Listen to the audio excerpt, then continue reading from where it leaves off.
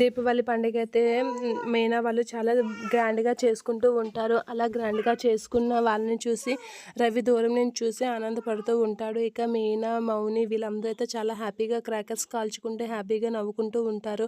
అలా నవ్వుకుంటూ చింటూకి అయితే క్రాకర్ ఇస్తూ ఉంటాడు బాలు. ఇక అదంతా చూసి రవి అయితే దూరం నుంచి చూసి అలా చూస్తూ ఉండిపోతూ ఉంటాడు. నేను కూడా ఆ ఫ్యామిలీలో ఉంటా అంత బాగున్నాను అనేది అనుకుంటూ ఉంటాడు. ఇక చింటూ క్రాకర్స్ కాల్చడం చూసి మనోజ్ అయితే రోహిణితో ఇలా అంటూ ఉంటాడు, వాడు చూడు సొంత ఇంటి మనవడిలాగా ఎలా క్రాకర్స్ కాల్చుతున్నాడో, ఏదో ఇంటి సొంత మనవడిలాగా కాల్చుతున్నాడు, ఎవడకు పుట్టాడో తెలియదు అని చెప్పి మనోజ్ అయితే రోహిణితో అంటూ ఉంటాడు. ఇక ప్రభావతి అయితే చిరాకు పడుతూ ఉంటుంది ఆ అబ్బాయిని చూసి. ఇక వాళ్ళ అన్న మాటలకి రోహిణి అయితే చాలా ఫీల్ అవుతూ ఉంటుంది. ఇక బాంబులు తీసుకుంటుంటే చింటూని అయితే గసిరేస్తూ ఉంటుంది ప్రభావతి. అలా గసిరేసరికి చింటూ పక్కకి వెళ్ళిపోతూ ఉంటాడు.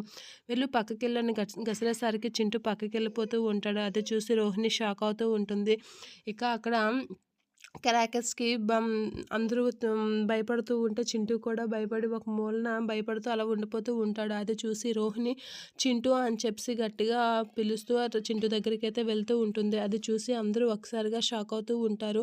చింటూ అని గట్టిగా పిలిచి చింటూని అయితే హగ్ చేసుకుంటూ ఉంటుంది రోహిణి. అలా చేసుకోగానే అందరూ అలా చూస్తూ ఉండిపోతూ ఉంటారు. ఏంటి రోహిణి చింటూ మీద అంత ప్రేమ చూపిస్తుంది అనేది ప్రభావతి అనుకుంటూ ఉంటుంది. ఇక బాలు కూడా అలా అనుకుంటూ ఉంటుంది. అలా అనుకొని బాలు అయితే మీనానే రోహిణిని అడుగుతూ ఉంటాడు, ఏంటి పార్లలమ్మ నువ్వెందుకు చింటూ విషయంలో అంత ప్రేమ చూపిస్తున్నావు, వాడికి ఏదైనా అయితే నువ్వెందుకు అలా తల్లడిల్లిపోతున్నావు, అసలు వాళ్ళు మీకు తెలుసా నీకు ముందే అని బాలు అడుగుతూ ఉంటాడు. ఆ మాటలకి మనోజ్ అయితే రోహిణి కాసి డౌట్గా చూస్తూ ఉంటాడు. ఇక రోహిణి అయితే షాక్ అవుతూ అలా చూస్తూ ఉంటుంది. ప్రభావతి కూడా రోహిణి కాసి షాక్ అవుతూ అలా చూస్తూ ఉండిపోతూ ఉంటుంది.